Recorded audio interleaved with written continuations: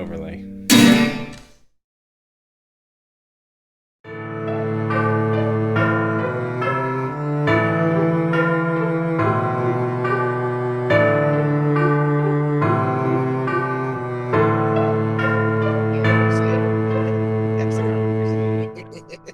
Yo, Welcome yo, to a life of creation again. right?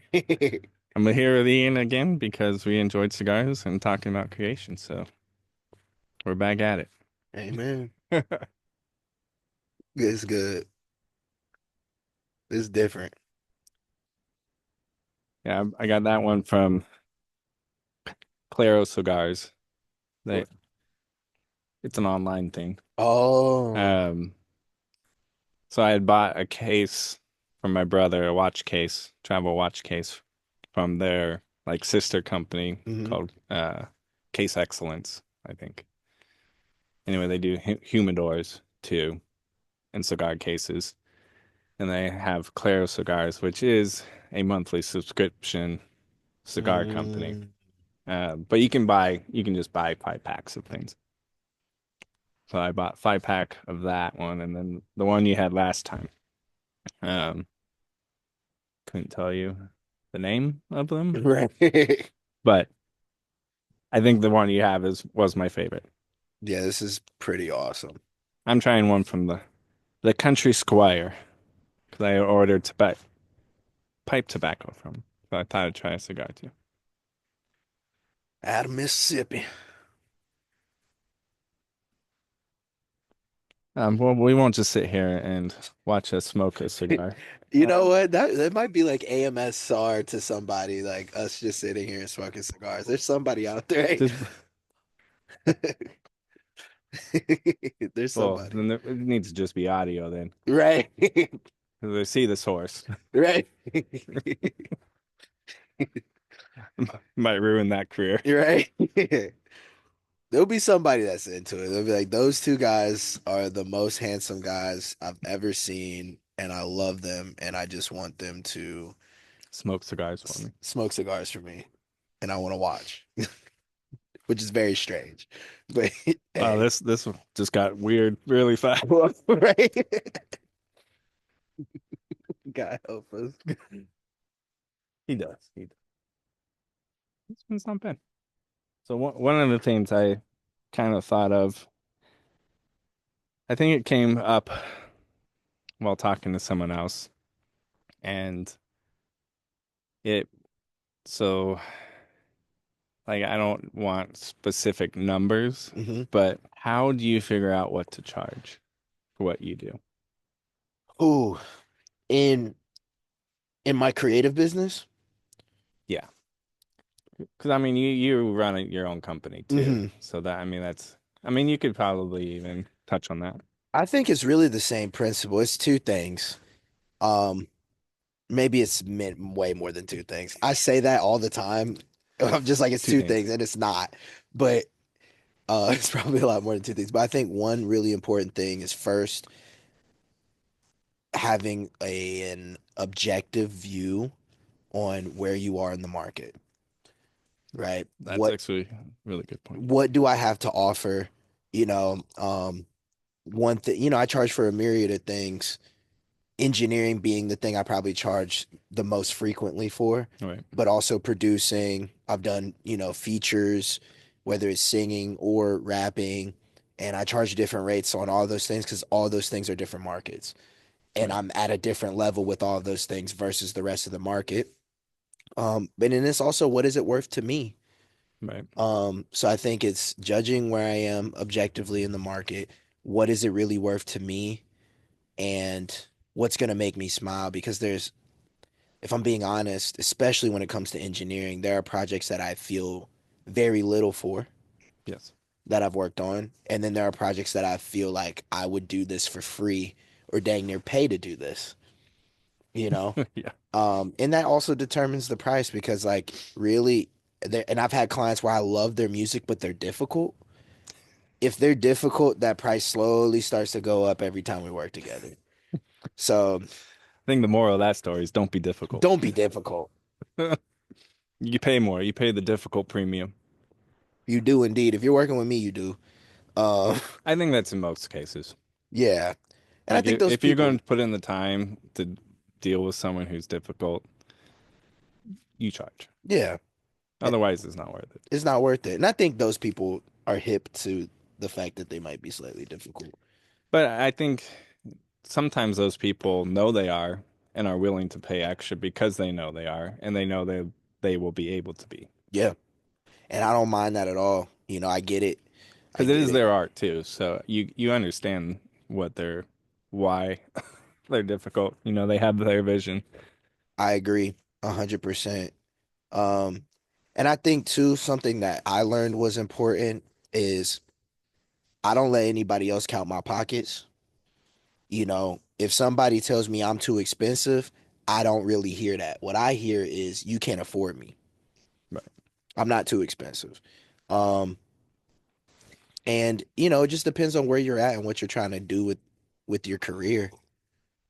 Sometimes I've taken gigs for less because I'm trying to get in certain rooms Hmm. or I'm trying to meet certain people or I'm just trying to get the ball going and it's been slow and I need some work, so I'll take it for a little bit less, but at the end of the day, don't let nobody count your pockets. Don't let nobody tell you, "Oh, I got somebody who'll do it for cheaper." Well, then hire them. Go for it. Yeah, like that's fine. I mean, you and I both got wives. We'd rather spend time with them than Exactly. work for less than, what we think we should get. Exactly. I mean, that was one of the reasons I kind of stopped doing concerts so much is, some of these online zines give you 40 bucks and a photo pass. I'm like, I have a full-time job. I have a wife. I'm good. Yeah. Unless it's like you said, it's a band that I would probably pay to go to see, and I'm like, you'll pay me 40 bucks to go and get the best seat in the house? Okay, I'll do it. Exactly. You twisted my Yeah, arm. I'll do that one. Or if it's just a band I really want to see, it's like I can use my talent to get by my way in. Yeah. I may not get paid for it, but I'm like, I didn't have to pay for it. So it's for me that I'm at that point where if it's a band I really want to see and they are willing to give me a photo pass, sign me up. So yeah, easy call. Yeah. How do you know what to charge? Especially you, because you've been doing this like full time for much longer than I have. Well, I mean, I think coming from a corporate world, like most of my career at this point has been in the corporate retail space. Right. Um, and they have, a full HR department who has all these resources to determine how much I'm worth. Right. Um, I don't always agree with that, but um, I think for freelance, it's similar to you. It's like what is my time away from family worth? Facts. And if I take a job, it's not only am I take if I take a job that's during the day that I would normally be at my work. Opportunity cost. Right. So I mean, thankfully being in the corporate world, I have paid time off that I can Right. use, but those are hours I won't be able to take for my family or Hmm. something. So I have to be like, you know, I'm taking a strain, putting strain on my work to be gone. It's got to be worth it. Yeah. Um, and I'm more than happy to like work with people that I like and I want to help. And, that's the beauty of what we do. You know, you can trade, you can Hmm. be like, I really want to help this guy out. They're trying really hard and they just don't have anything right now. And then hopefully, if they make it big, they remember you. Right. Um, which doesn't always happen, but No. it's fine too. Um, but you can be like, well, I got to work with them before they were, whatever. Um, so yeah, I think for me, it's the what am I missing out on? Because you're taking now it's free time. You're taking Right. my free time, where or you're taking my full-time job's time, and so it's got to be worth that. And thankfully, I work for a boss who wants us to actually do freelance work. Like he encourages it because Really? he views it as you're gaining more experiences that you can then bring back to the company and utilize it. Yeah, that's Um, true. so I even tell the people under me, like, hey, if you have an opportunity to go shoot something, we'll try and make it work for you. Obviously, this needs to come first, and you got to make sure we're covered and all that kind of stuff. But I mean, the skills you learn working on your own, is you're learning problem solving, you're learning like how to direct and manage your time and all this stuff, which are all very important in the corporate world too. Yeah. Um, so thankfully, we try and encourage everyone to obviously they got to show up at work for at some point, but Right. it's you it's a valuable gaining experience is valuable. Hey, man. So I think if you are willing to let your employees, you know, a little freedom to go out in the world and experience new things, one, sometimes they come back very appreciative for their current position. Yeah. Um, because you see how hard it is out there. And if you work with, we work with freelancers a lot, and a lot of freelancers are struggling right now Yeah. because, studios have cut back, or, companies, instead of doing 4 shoots a year, are doing 2. Hmm. So it's just like, having done, think I freelanced for 10 years before I started where I'm at. And, it was feast or famine. Yeah. And it was brutal. And I was very thankful for a paycheck every 2 weeks Man. and healthcare. Boy, talk about that. Still very expensive, but I'm glad I have. Right. So yeah, I think I just base it on, what do I value my time outside of work. My dad growing up, he was a music teacher for an elementary school district, and he wanted my mom to stay home with me and my brother. So he went every morning, left at like 6:45 a.m., went to school, taught, got off at like 3:30 or something, and then would drive to Disneyland and work Disneyland at Oh night my. so that my mom could stay home. Wow. And so, it was a blessing. We growing up, we got to go to Disneyland all the time and stuff like that. But it was like I don't remember seeing my dad a lot as a kid. Mm, So to me, I'm like, I don't want to do that to my boys. I want to be home as much as possible, which is, why I'm doing this now. right. I can do this at home. Like you came over after I put my boys to bed. So it's like, Easy. it's great. Um, and I'm thankful for what my dad did because, it gave us opportunity to have a mom who was there and stuff. Hmm. And he was around as much as he could, but there was definitely a season where I don't like. I remember we would we had like a little tape machine that we would like record like saying goodnight to him, or whatever, because we just never saw him that night. Right. Um, so you really do have to kind of weigh, you know, those things too. Yeah. What is it really costing you to To go and do this other Yeah, thing? And exactly. is it at The least equal or where you don't feel like you're losing? hmm Yeah. the part two to that question I had Hmm. was, when do you start charging? Because there's definitely, I feel like there's a period where you can't really charge. I mean, some people might give you some money, Hmm. but it's like you're still learning.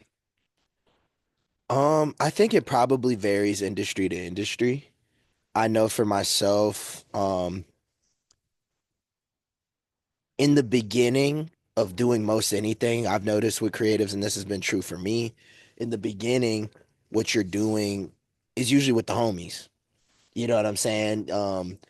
I'm recording the homie, I'm singing on the homie's track, making a beat for the homie. Right.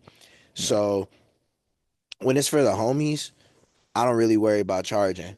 But when I've done enough work with the homies where outside people are starting to ask me, Call you hey, up. Yeah. call me up and be like, hey, can you do this? Can you do that? Well, I don't know you, bro. You feel me? So it's time to charge. And even if Right. I charge a little bit, it's time to charge. And the reason I'm about that is because people value what they pay for. Yes.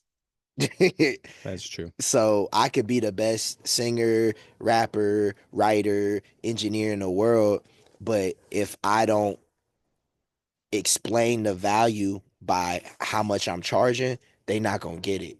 A lot of people not gonna get it. If I was trying to sell you a a Rolex for $100, you would start asking me questions. Yeah. You feel me? Like, why are you selling it for $100? It's a Rolex. Why are you selling it for $100? That doesn't make sense. So again, I think that goes back to assessing where you are in the market, your skill level, and yeah, I mean, especially if somebody's coming to you, if you're coming, you need something from me. Right. So You, it's yeah. time to charge. Right. You have a skill set that they require. And if they're coming to you, they already know they like what you do. At least to a degree. Right. Yeah, I think I actually got paid for the first time, possibly near the end of high school. And it was just, Was it a concert? yeah. And then all they did was like gave me $40 to help cover film costs. But to me, I was like, this band is asking me to shoot them and they're like helping with the cost. I was like, great. How'd that feel the That first was time you got amazing. It paid? was amazing. Like I remember, I'm old, so we had, the home phone number with the answering machine. I remember getting a call from um the singer of the band who was then working for a record label, and he was like, "Hey man, I wanted to hit you up. We're going to do, a festival of all of our bands. We want you to shoot it." And it was like, me putting in those times and showing up for them and just getting a little bit, now because of that, they're asking me to do a bigger thing. And then I shot that festival every year since basically. Wow. And I get paid more for it. Right. Obviously. But there was many years even with the label, they're like, we have no money to give you. I'm like, that's fine. I love you guys. I love what you're doing. You guys have, you know, supported me by just using my photos and my name's out there and like Hmm. all that kind of stuff. And then they had successful years and they, almost made up for, the years of not being paid. I Right. mean, I never got a ton, but it was just like there was a few years where I was like, you guys helped cover some bills for me. I appreciate it. You Right. know? Um, and yeah, I always felt weird charging bands though. Why? Um, well, I mean, I was going to see small bands most of the time. Right. Um, so like there was like kind of a local hardcore punk scene, and I just wanted to. I loved what they were doing. They were all cool people, and I'm just like, I'm here to document it for you. Right. I don't, you know, get me into shows if possible, but I'm here. My camera is yours, basically, and I would try and buy all their records and stuff because I had a job at that point, so I'm like, I don't need the money, Hmm. and I love what you guys are doing, Right. so I'm trying to support it. And I still have all the records. I don't listen to them. But you got them and Yeah. you supported them. Yeah, and I still talk to some of those guys, and they're they've worked with me on some other things, and it's great. I'm feel blessed to have been able to do that. Amen. But you do need to get paid at some point. Yeah, definitely. But I mean, that's you could have like for me at that point, I had a full-time job, so then I was able to bless other people with my skills Right, and not make them feel like they're they owe me anything. right. And that's a blessing to be able to do that, Yeah, and to be in the position to do that. makes me want to go to those shows again. Right. They were fun. Those were fun shows. Go out there, get paid. Don't be price gouging, be real with yourself. I think that's the thing. Be real, know your market. Because like you, even in the photo world, you could charge way more for a wedding Exactly. than, family portrait Hmm. or something. Or corporate events, where their checkbook is just open. But having done those, you still don't get paid enough. No, no, no. It's That's painful. But but I have a buddy who all he does is shoots weddings and events and he loves it. He travels the world doing it. And it's like, good for you, man. Not for me. Right. It's a lifestyle. Yeah, I mean, he loved it. He just found his thing and is very successful at it. And I mean, it's great. Even like, I've recorded like just in engineering. Um, I will say I've never done a feature for someone whose music I didn't like because if That'd I'm be gonna be hard. on the record, I better like the record. But I have recorded people who are starting out or I mean, I've done gigs where I'm just setting up a guy's, he's a live streamer who does karaoke. He just loves it. And I'm setting up his situation. He's so grateful. And it's like, it is nice to be able to bless people with the skills that God's Yeah. blessed you with, Yeah. you know. But also remembering like I have a responsibility to myself, to my family. And if I want to be able to pour into people not only with my skills, but also sow seeds like buying records from certain bands that Yeah. I like, or, buying merch, when I go to the show at the guy whose project I engineered, or, even being able to, I DJ'd on a tour, my first international tour last year, and, me and the guy became good friends, and Otis Julius, check him out. Um, I've watched some of his videos because of you. yeah. Oh my gosh, he's hilarious. Yeah, he's great. He's great. Just like, what am I watching? What am I listening to? But I really like. Yeah, he's fun. And I definitely the rate that I charged him would not be the rate that I charged some other people Right. because, he's also a Christian. Um, and that's like really how we connected. Because I was aware of him before he came to me. I actually met him randomly in an art gallery at the LACMA. And I was like, "Are you Otis Julius?" Because he's like super like king of DIY tours and stuff. Um, Well, I mean, if you know him, you would definitely spot him in a crowd. Yeah. Yeah, like, there's not a lot of guys walking around with a mullet. And, at the time, I think it was 2023 when we met. Um, Dang, that was a while ago. But, it's good to be able to be like, you know what, because of my other business and where I'm at in life and, the money I was making from other people's records and stuff. Yeah, dude, I can do it for, this price, which wouldn't, but I also get to go have a great experience with a really cool dude and it's worth it. So, but you got to charge people and sometimes have a little bit of money to be able to bless people in a certain way. Cause I think Yeah. sometimes people, they think, oh, I'm like chasing money. That's bad. Mm-mm. I want to say this on record. This is important to me. The Bible says that the love of money Yes. is the root of evil, not money itself.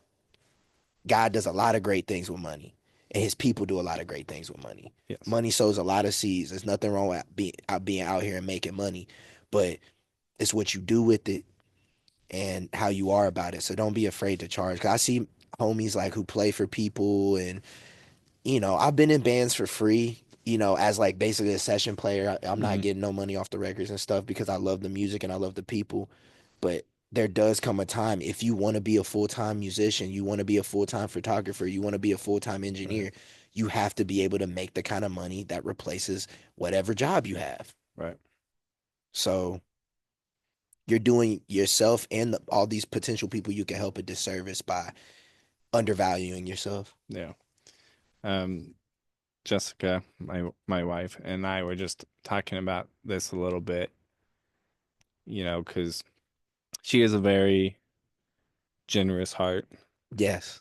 and wants to like, oh, they need this, we should buy it. And I'm just like, well, we need to pay our bills too. So, and so I'm like, you know, being stingy now at this time where we can build up some kind of wealth, you can then bless people because Hmm. you've built up the wealth. And I think like Dave Ramsey's big thing is like save like there's no tomorrow, and then once tomorrow comes, be as super generous. Like you can now bless people Yep. because you've spent a life of you were diligent, you're a good steward with what you were given, and now you're free to give. Yeah. But he like stresses you're free to give at that point. You need to be generous with your money Hmm. because you can't take it with you. Nope. Um, and I think that I don't follow this guy, I don't think, but some guy on Instagram, he like finds millionaires and billionaires on the street. Oh, like, oh, how did you afford this Yeah, car? yeah, That yeah, guy? something like Yeah, that. yeah, And yeah. he came up to a guy and was like, I think he was driving like a Rolls Royce or something. He's like, yeah, this is one of two or three or something. He's like, well, what do you do? He's like, I work for God. He's like, Really?" And he said the same thing. He's like, because he's like, doesn't the Bible say something about money's being evil? He's like, no, no, the love of money is evil. He Hmm. causes people to be good with money and to acquire it and build wealth so you can be generous. Hmm. And I was like, and I think the interviewer guy was even just like, wow, Yeah. it's not something that, I think most Christians read those verses and go, I need to be poor. But it's like, I don't think that's the message there. No, not at all. How you gonna help the poor if you poor? Right. Right. I mean, that was, early churches was like they gathered their money and supported everyone. Hmm. I mean, I think that's why people want socialism, but That's a whole that's a other different thing. thing, different than what the church did. Yes. Um, but the principle as a church member is you use your money to support those within your community. Yep. And that's the tithe, and that's like, offerings and stuff. Um, but you have to be able you gotta have some money to do it. But it's like, the beauty of the church is you can come as you are, and everyone has seasons where they don't have, Hmm. and then there's seasons they have, Hmm. and the church sup is like a family that supports you through both of those. Yep. And usually, you have people supporting you on those low seasons, and then when you have a high season, you're able to bless the other person who is having a low season. Exactly. And it's like, I think that's the picture. It always comes back to God somehow, huh? It does, man. It does. It does. And I'll say like as far as like success in my business, both in engineering, and recording and being an artist and my other business, man, bro, and this might be controversial because it just depends on who's watching this right now. But like, Probably but no one. right, hopefully We'll someone, be honest. Maybe Jessica. right? Maybe my wife too, and some of our friends. But yo, tithing, man, I just want to encourage, like, yo, if you don't know God, look into him, bro. I'm not here to tell. I mean, I am here to tell you what I've found, and I used to be into a lot of different ways of thinking and religions and things, and I was a very as the kids say, like new age spiritual guy. And I studied, I mean, I studied a lot. I studied Islam. I studied the Bhagavad Gita because I thought I was going to be Hindu. Those are the two that I studied more expansively than other religions. Buddhism, I studied lightly, but I ended up back at Christ. And I say, bro, if you tithe, bro, if you give to God, God will bless. He says it in his word. He says it in Malachi. He will bless it. And it's such a principle that like even before the word was written, Moses, not Moses, who wasn't Moses? Who was before Moses? Abraham. Abraham tithed to Melchizedek Right. Yeah. in Genesis. How was this man a priest before the word was even written? That's a whole crazy thing. But he tithed to Melchizedek way before he even fully knew what was going on.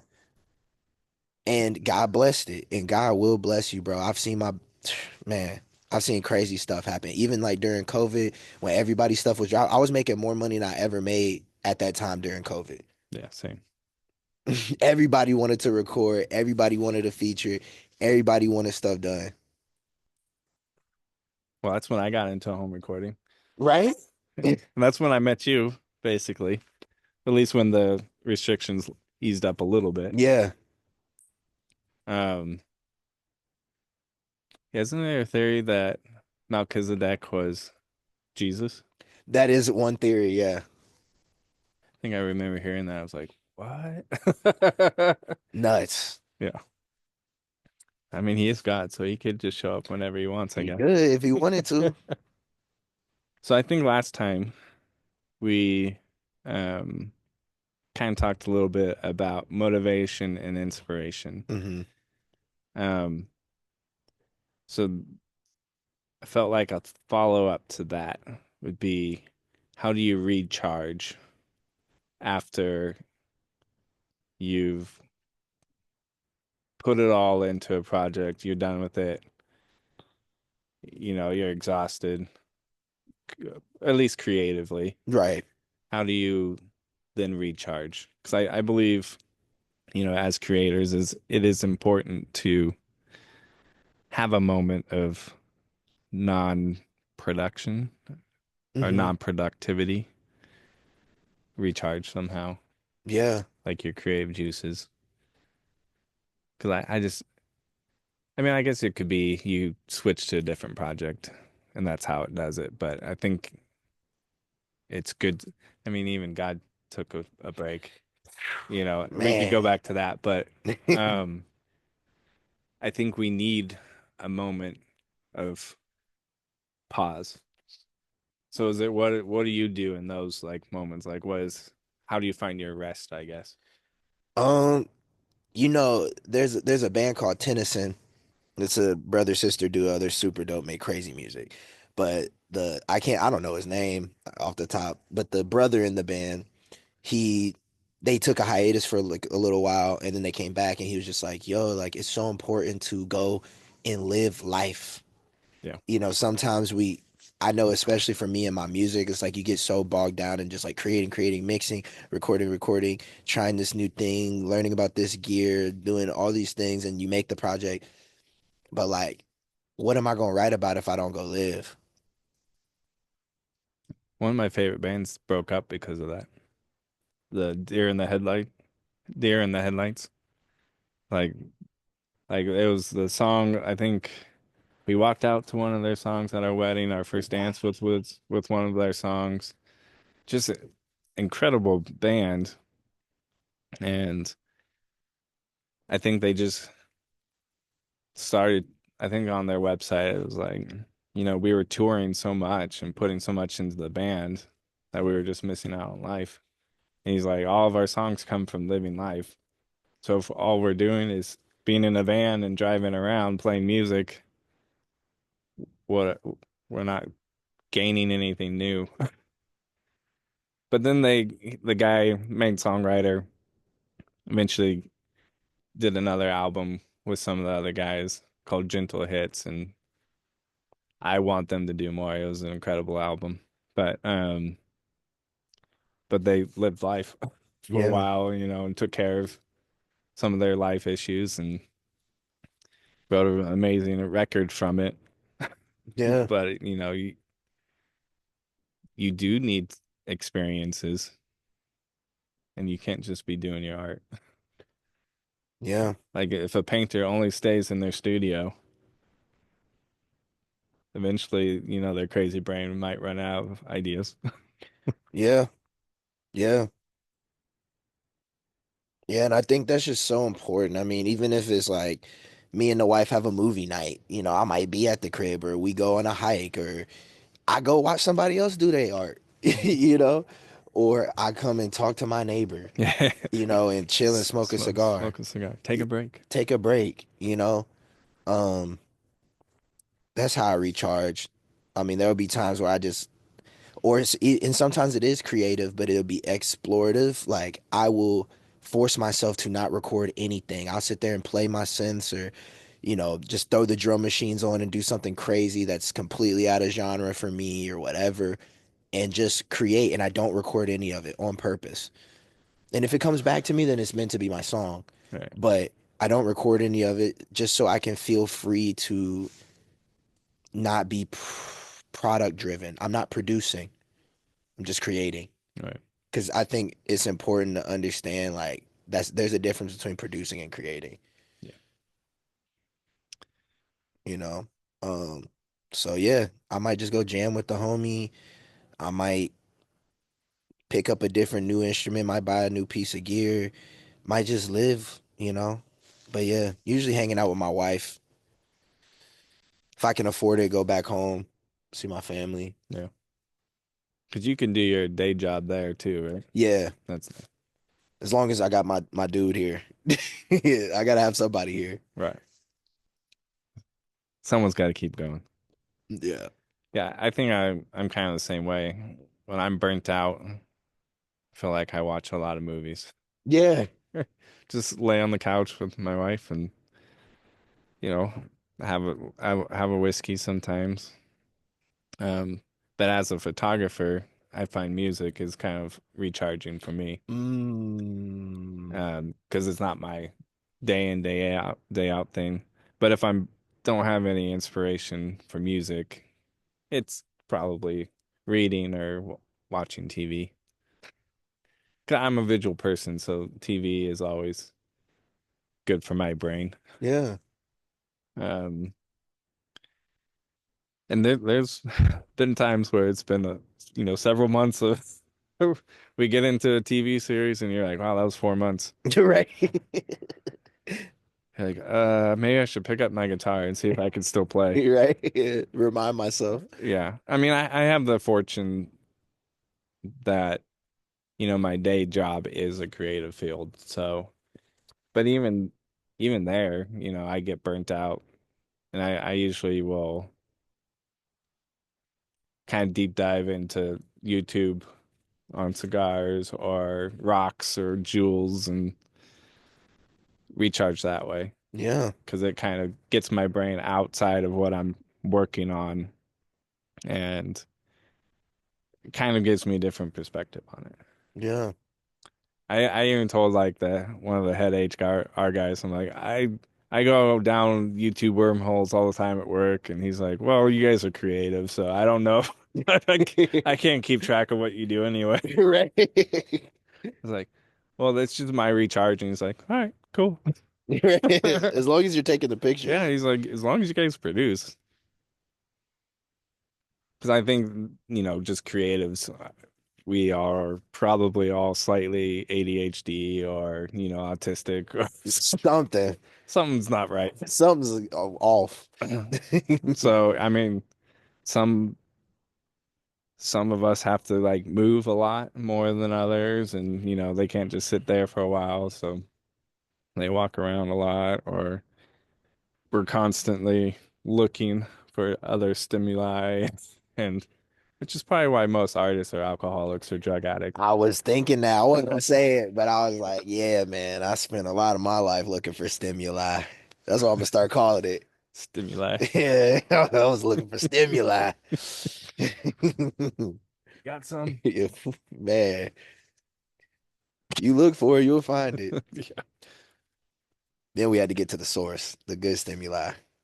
Yeah, and I there's something to it where if have if you're have if you're content, I guess that's the word I'm looking for. If you're content, you're not searching for something to fill a hole at that Hmm. point. You're looking at ways that now filled void can inspire you and other things. Exactly. But a cigar is nice. A cigar It's is good, great. great way to recharge. Yeah. And a conversation. Conversation is always good. That's why you be seeing I walk all around and I'll be talking on the phone to all my friends back home and you know, random people and just talk about life. And sometimes I just walk around like I gotta get back in the habit. I used to just walk around the neighborhood and just like talk to God. Like Yeah. not about anything specific, but just be like, hey God, this is what's going on in my life. This is what I've been thinking about. What do you think about that? And so I've gotten so many lyrics like that, bro. Yeah, I believe. So many lyrics like that. Like, dang. So I do think it's important to recharge. Yeah. Yeah. I think we're always like, who's this guy who just keeps walking back and forth in front of our Right. house? Like he walked that way and now he walked this way and then he's going back that way. Who is the guy? Now, I used to be nervous when we first moved here because in our area, there's not a lot of people that look like me. And sometimes, if I don't have my hair braided, I got it in a ponytail right now, and I don't feel like picking out my fro, I probably could be mistaken for a vagrant. So I used to be scared. I'm like, ain't nobody called the folks. They see me enough, they gonna realize like, oh, he stay over here, like he cool. Yeah, I mean, we saw you so often, so we're like, he obviously lives on the street. Right. Uh, yeah, that's funny. Part of recharging or an aspect of creating or whatever. I was wondering, do you journal at all? You know what? When I was a kid, I did, and at some point, I stopped, and I think I need to again. My wife does, and she says it helps her immensely Hmm. to just process and figure out what's going on. But I think sometimes for me, like right, my background is in rap, but that's not where my career is going. I'm doing R&B now, and I'm singing. But sometimes I'll just sit there and like write on my phone like some rhymes Yeah, yeah, randomly, or I'll pull out a voice memo and just like talk, which I guess is kind of a form of journaling. yeah. Um, It's dictation. yeah. But how about yourself? You journal? Well, I have journals. I find that I don't necessarily journal where I like write out everything. For me, it's I do a lot of lists or List of what? just like talking points Oh, okay. Yeah. or um I found that the thing I journaled the most was financial things. Like if I was looking at stocks or something, I would, write out almost like pages of numbers and stuff just because that's how I needed to wrap my head around it, I guess. Mm, Or like how I'm going to break up my paycheck to make sure we can turn the lights on or right. stuff like that. I think like I was good at math as a kid, but once you get to a level, you know, I needed to write it out. Right. And so I think I just see that better in written form. Um, I'm really I want to get into journaling. Jessica's started a prayer journal where she'll just write out her prayers and then leaves the back page for the answer so Mm, that she can go back and go, I remember praying for this and it happened. Or it wow. didn't happen, but this happened, you know. Mm, Um, that's good. yeah, and I'm just like, man, I should probably be more intentional with what I use my journal for. Mm. I've written a couple like little stories for my boys because I don't do it as much, but usually we do like a bedtime story and they just want me to make it up. Right. It's usually about farting. Hey, it's a Well, classic. It's gonna work every you time. know, two boys and a grown man who thinks like a boy. It's perfect.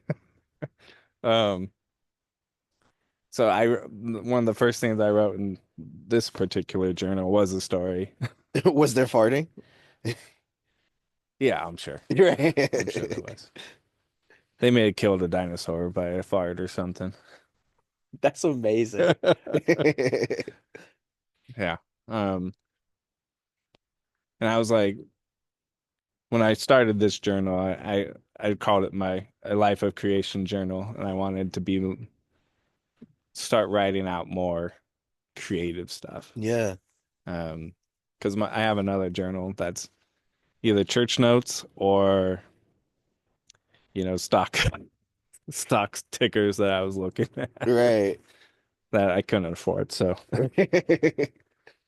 um, but I find the writing I enjoy the act of writing, which is probably why I have fountain pens and stuff. Right. That helped. I think having a pen that you enjoy actually helps. How?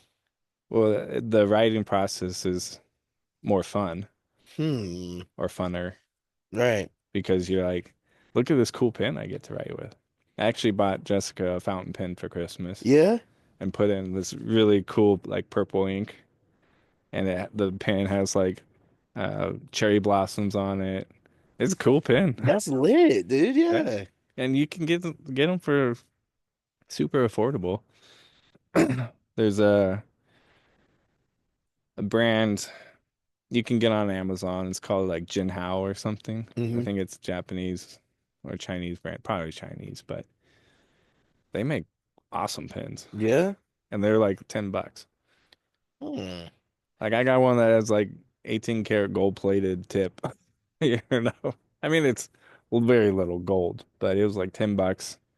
And I think like it's metal heavy and it's just I love writing with that thing. Feels good. Feels good. Yeah. And I think if you have I became an advocate for people to find a writing utensil that they love. My friend Charlie, who you've met, Hmm. he likes to use a typewriter because Hmm. there's that tactile feeling. It's, antique, it's not a medium that people use a lot. And he's like, to me, it's just very satisfying. So Mm. he'll write out his thoughts on a typewriter. And he's like, I don't know, hardly ever go back to it, but he's like, but the writing of it, helps me process my thought. Yeah. And I think that's the importance of journaling. Yeah. That even if you don't go back to it, it's still the process of it within itself helps the mind process the information and do things Yeah. and probably frees up some space. Because I know sometimes I'm just thinking, thinking, Right. thinking, thinking. Like, are you a Harry Potter fan? In school, I think I read the first two. And then once the movie started coming out, I stopped reading them. I was just like, Yeah. I'm just gonna You're watch like, the movie. why would I read it? Right? These Yeah. movies are great. I'm actually reading it now for the first time. I think I have 3 books left. But one of the things is there's like a pool and Dumbledore like pulls his thoughts out and puts it in the pool so he can see it again because he's like, I got too many thoughts. That's cool. I know. I'm like, I want that. Right? That's your journal. Yeah. Get that NA. Good. Yeah. This is from Three Weavers. They are an NA brewery in Inglewood. So local. Yeah, I hope they didn't use the water. me too. So the fourth question I had was, what do you think you would be doing if you weren't doing what you're doing?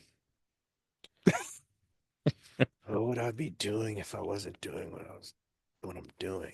I guess creatively, because you do have that. I do have another thing I do. Yeah. Um, But do you think you would be doing that if you were no, no. I do that for money.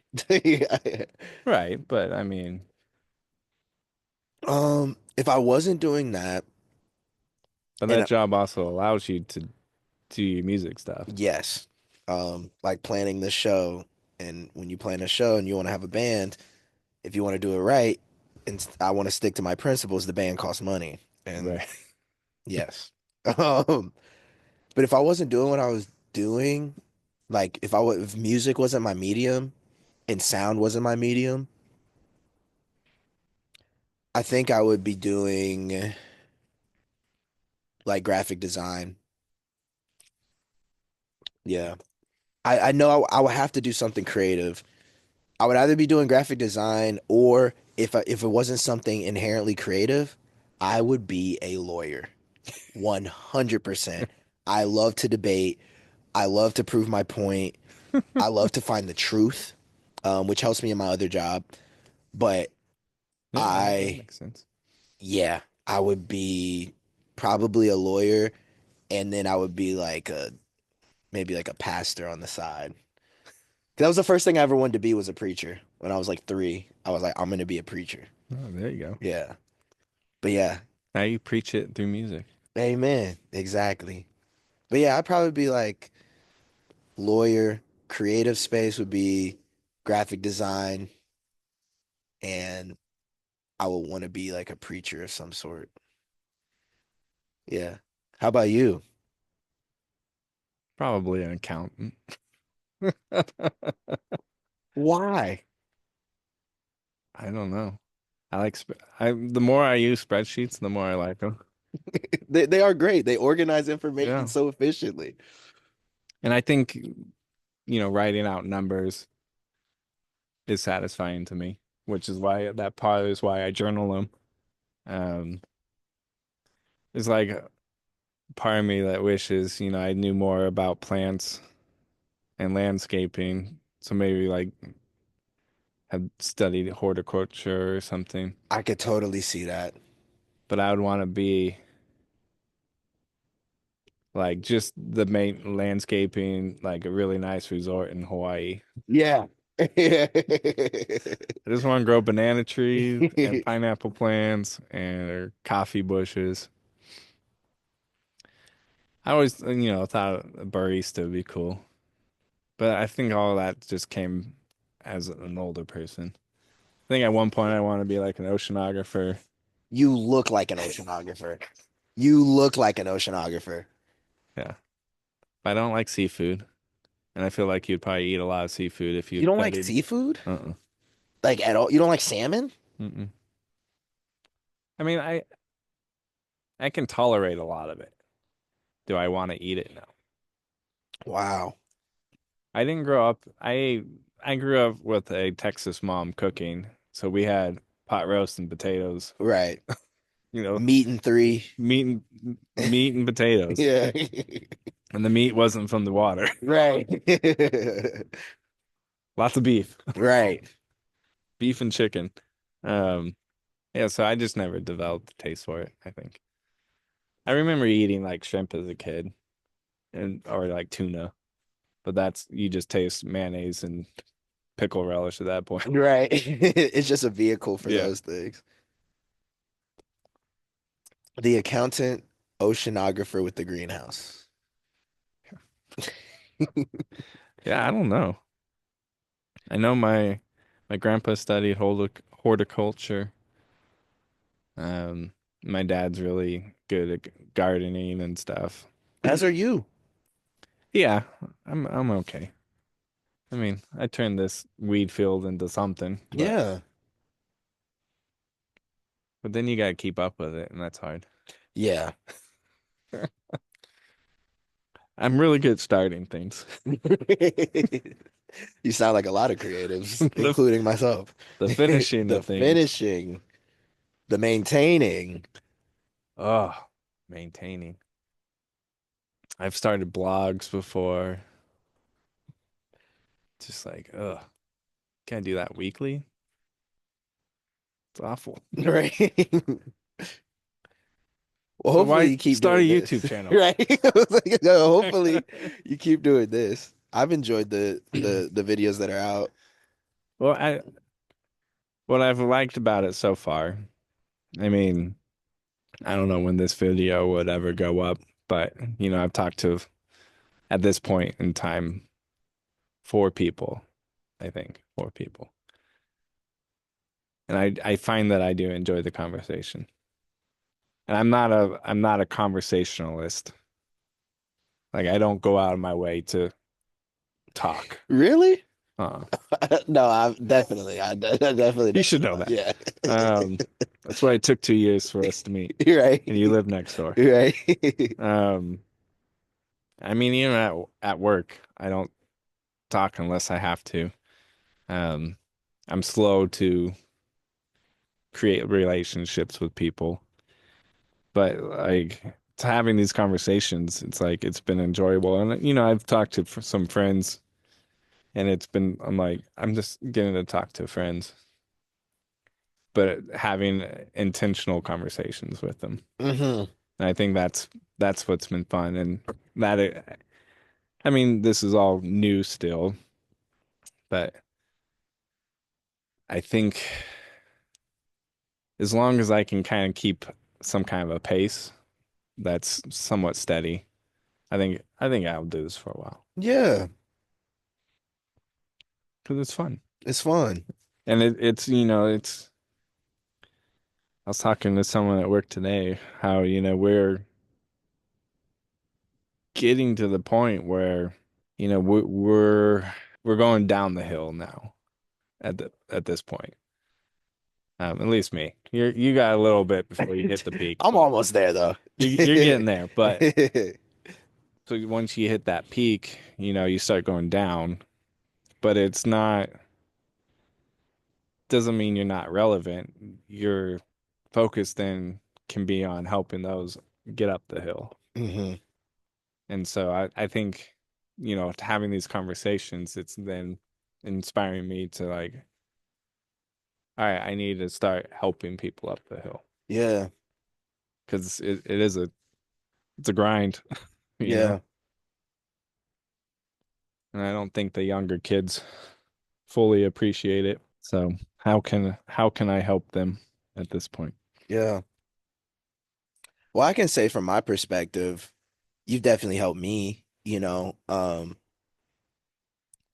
it's been fun to, play on your records and record stuff and just have a friend, jam. And you even got me a few gigs, where I met some really, really, really cool people, through your job. Yeah. Well, that's another cool thing about getting to the top of the hill.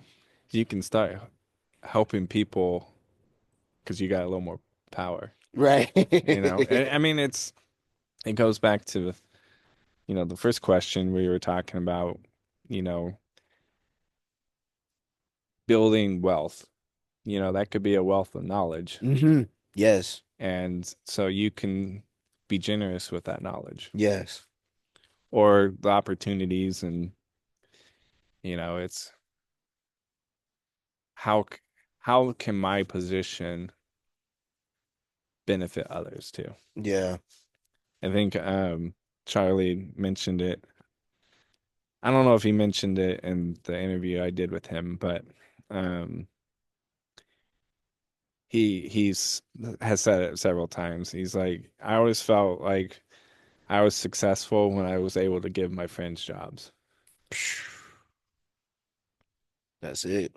And it's like, yeah, like if you've made it to a point where you can then bless others, you know, Seriously.